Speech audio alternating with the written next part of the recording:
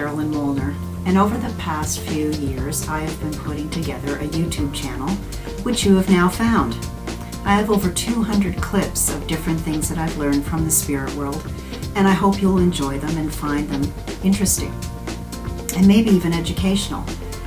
If there's some things that just don't resonate with you, I invite you to discard them, let them go, and just move on to the next. I hope you sit back, relax, and enjoy. Thanks for watching. So an Instagram follower asked, what is the difference between negative energies, earthbound spirit, and the spirit who has crossed over? Are the negative entities harmful? Don't they have any spirit guides to counsel them to change or cross over? Well, this is a three-part question, so I will start with your first part, which is what's the difference with negative energies? Negative energies are exactly that. They can be demonic, they can be evil, they can be tricksters.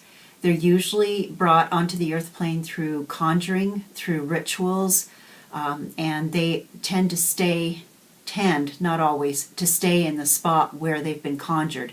They have been known to follow investigators home.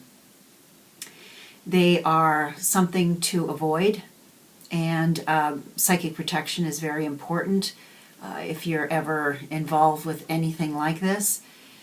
There are also exorcists that have been trained by the Catholic Church, and they are available. You just have to figure out how to find them.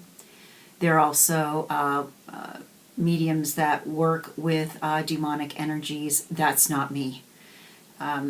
What you need to do is stay away from things that bring them in. Ouija boards are a common portal that can be used and should be avoided at all costs. They are destructive. They can scratch. They can make you sick. They can cause health issues over a period of time. And if you feel as though there's a need for protection, I would suggest that you read the book Psychic Protection by William Bloom, Bloom, and stay away from trouble. The second part to this question, Earthbound Spirit. Earthbound spirits, to me, are ghosts. They decide they want to stay here from their own free will. They love their home. They love their environment. Some of them feel so guilty that they don't feel that they deserve to go to heaven. So there are a lot of reasons why these energies stay here. They look like ghosts. They form figures. You can see them as shadow people. They are usually connected to a historic property because there's history, and there have been many who have lived in that environment. I had Mrs. McPherson, who lived with me for 7 years when I lived in Cape Breton. Her home was built for her in 1913, and we bought it and had to cohabitate with her because I realized this was her home, and you could hear her clanking pots and pans in the kitchen. And the original cook stove was there, the original freezer, which looked like a coffin, and what it was lined with straw and ice, and straw and ice, just layers of it, and then the food put in it, and it would drain into the basement. Oh yeah, it was quite the deal trying to renovate the house. When we started the renovation, Mrs. McPherson was not happy, and at 2 o'clock in the morning, why they choose that hour, I don't know, she stomped her feet 3 times while I was sleeping in my bedroom. I woke up, sat bolt straight up in bed, and said, Mrs. McPherson, if you don't allow us to fix your home, it's going to fall down. Because it was a very good fixer-upper. I mean, the wallpaper was coming off the walls, and there were mice crawling in between the lath and plaster, and we had to do everything, even stripped it down to the rafters and the beams to rebuild, and we even lifted the house to put a basement in. It was on I-beams for about 5 weeks. It was quite the story. But anyways, when Mrs. McPherson realized that we were actually helping her, she never bothered us again.